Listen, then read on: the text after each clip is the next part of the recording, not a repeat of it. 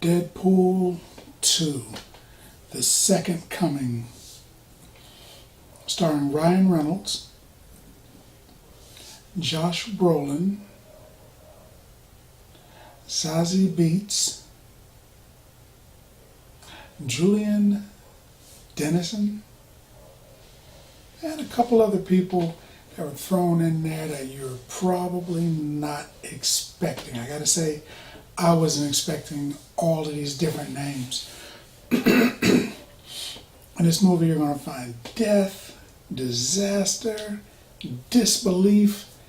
A lot of things happen I wasn't expecting, and I think it's hard to catch me off guard, but this movie caught me with a few things. It threw me for a loop, the different directions that the movie took. Not in a bad way, it was just, it was surprising,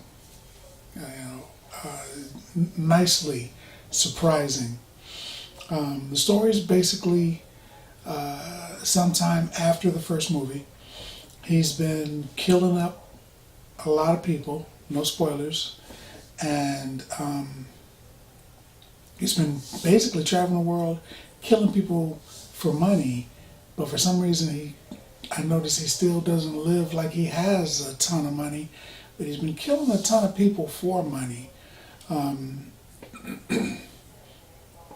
Something happens that forces him to join the X-Men and to try to be a superhero instead of a mercenary.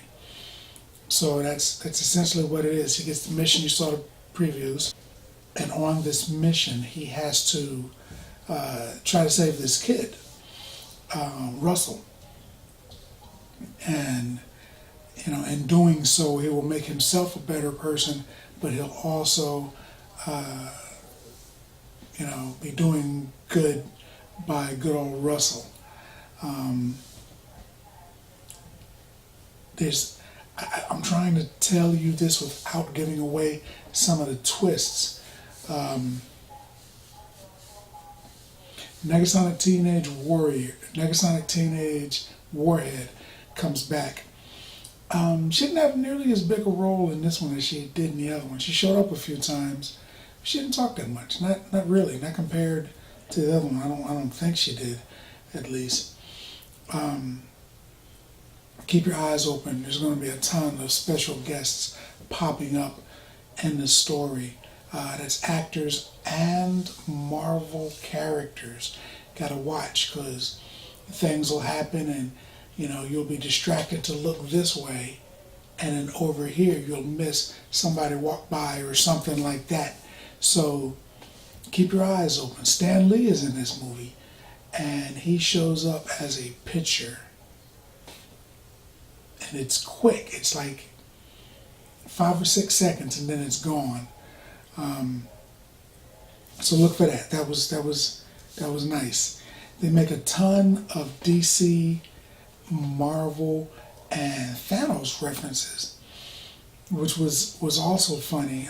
To me, some of the jokes hit, some of the jokes didn't. I guess it's just the nature of the beast. Sometimes you've got some great stuff, and sometimes you're like, maybe not so much.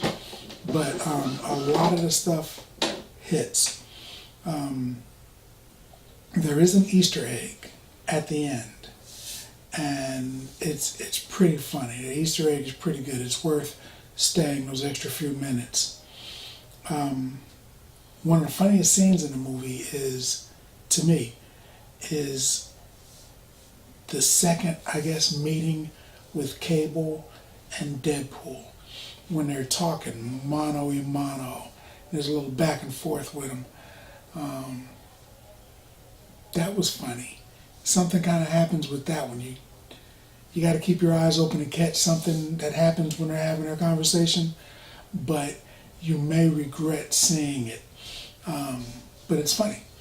This movie has, I'd say, 4 supervillains, potential supervillains in it. One of them is speculated on the internet, and it's true. Another one was hinted in the Wolverine movie, and he's here. That was crazy. I don't want to give the villains away either, because all of them are kind of a surprise. Even one of the villains is one of the main characters, but you don't know that he's a villain or she's a villain. It's just, there's so much in it that was like, oh wow, look what happened. I don't want to give anything away. This isn't a spoiler review. I'm just going to say that this movie had a lot of twists, a lot of turns. It was worth admission. I probably would not bring the kids. In the beginning, he tells you it's a love story, a family story rather, and he refers to Bambi, where somebody gets killed in the beginning, and Lion King, where somebody gets killed in the beginning. A lot of family stories, especially with Disney, somebody gets annihilated in the beginning. But it's a good movie, and I think I would give it 8 bags of popcorn. Yeah, 8 bags of popcorn. But that's what I think. What do you think? If you like the video, if you like the content, then subscribe. And I like. Popcorn passport. Get your popcorn passport.